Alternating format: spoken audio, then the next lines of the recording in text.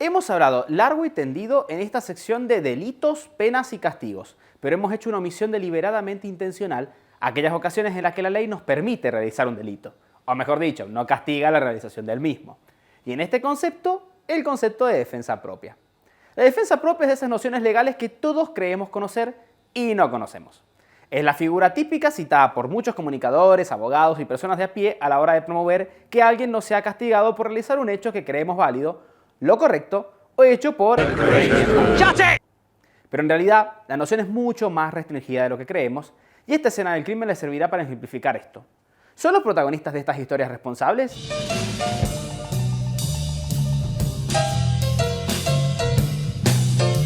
A la hora del encuadre, nos saltaremos los demás incisos del artículo 34 que establecen en un solo artículo todos los eximientes de pena que vale la pena analizar de manera independiente. Pasando específicamente a la figura de la defensa propia, tendríamos en cuenta que no son punibles el que obrare en defensa propia o de sus derechos, siempre que concurrieren a las siguientes circunstancias: agresión ilegítima, necesidad racional del medio empleado para impedirla o repelerla, falta de provocación suficiente por parte del que se defiende. si pensamos en legítima defensa, casi que nuestra mente inmediatamente nos manda a Home Alone o Mi Pobre Angelito.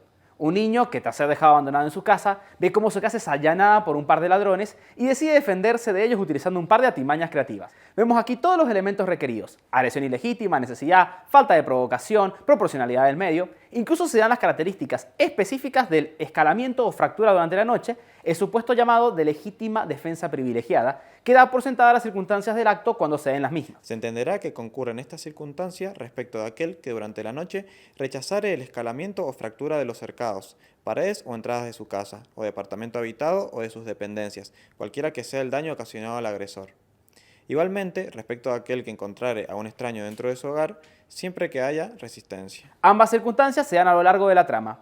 Hay un solo problema: que Kevin es menor de edad y por ende no podría ser perseguido por los cargos de intento de homicidio que los ladrones podrían presentar, pero se abre una puerta a delitos sin minoridad que no agotaremos en el día de hoy. Y bueno, también está la cuestión de la jurisdicción. Mi Pobre Angelito ocurre en los suburbios de Chicago, Illinois, aunque una vista rápida a su código criminal dice que las realidades no son tan diferentes. Ahora, para hablar directamente de un fin donde sea de nuestra aplicación nuestro código penal, los padecientes nos presentan una realidad distinta. Un thriller que originalmente presenta un caso de inimputabilidad en el personaje de Javier, que está acusado de matar a su padre, y sin embargo, por algo estoy hablando acá en defensa propia, no es hasta el cierre de la película que descubrimos la verdadera identidad del asesino en Paula, quien ha sido la protagonista de la película desde el comienzo y que había sido abusada en repetidas ocasiones por su padre. Sin embargo, no es en este marco que asesina a su padre, sino, en palabras de la misma película, para evitar que lo que a ella le había ocurrido le ocurriera a su hermana. Este acto cambia la carátula potencial de un posible caso contra Paula Vanuzzi, pero aún así podría haberse comprendido dentro de lo otro de los ejemplos de la legítima defensa. El que obrare en defensa de la persona o de derechos de otro, siempre que concurran las circunstancias A y B del inciso anterior, y caso de haber precedido provocación suficiente por parte del agredido, la de que no haya participado en ella el tercer defensor. Ahora bien, el despreciable racional de Roberto Vanuzzi y las intenciones de fondo de su hija podrían en teoría eximir la culpabilidad del hecho, mas no lo harían respecto de la docena de ardides que los hermanos han creado para evitar el descubrimiento de la verdad del caso.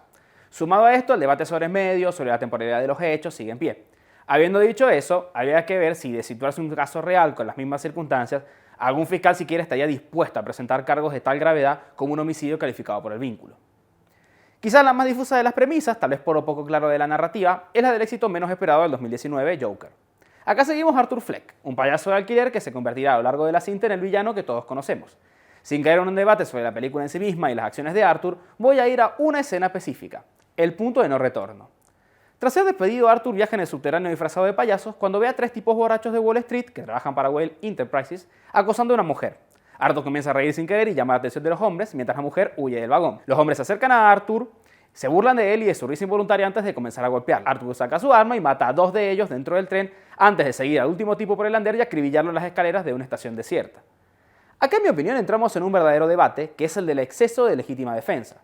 La legítima defensa tiene el requisito de tener como fin hacer cesar el ataque y, una vez el mismo finalizado, la responsabilidad es plena. El que hubiera excedido los límites impuestos por la ley, por la autoridad o por la necesidad, será castigado con la pena fijada para el delito por culpa o imprudencia. La defensa propia será cuestión de debate eternamente, como sucede con todos los eximientes de prisión.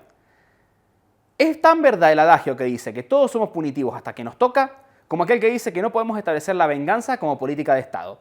Y si estamos del otro lado del mostrador, o si conocemos las realidades de los perpetradores de determinados delitos, a veces la realidad para la cual el exceso es norma. Del otro lado, se puede afirmar con mucha verdad que es peligroso no garantizar estas respuestas, pues dejamos libre el delito a los ciudadanos. Y por eso este trabajo no da respuestas. ¿Es la defensa propia una garantía, una disposición justa o un mal necesario? Ustedes serán los jueces de esto. Lo voy a tocar en mude, así que no nos entusiasmemos. Yo era un hombre bueno, si hay alguien bueno en este lugar. Pagué todas mis deudas, pagué mi oportunidad de amar.